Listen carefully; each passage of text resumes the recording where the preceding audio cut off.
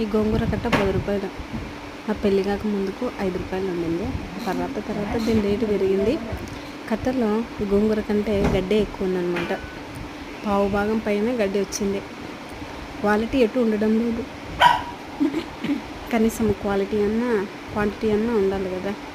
Quality లేనప్పుడు ఎంత వచ్చిందంటే చాలా మాత్రం, అంటే చాలామంది అనుకుంటారు కానీ 10 రూపాయల దగ్గర ఏమి అని. కానీ 10 రూపాయలన్నా కష్టపడిందే రాదు కదా ఎవరికి. కనీసం ఉండాలి కదా.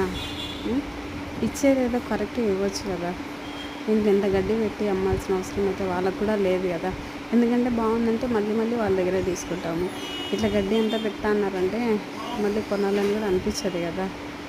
నా ఒపీనియన్ అంతే. ఇది దీంట్లో గోంగూర కంటే గడ్డి ఎక్కువ ఉంది. తీస్తుంటే గడ్డి వస్తూనే ఉంది.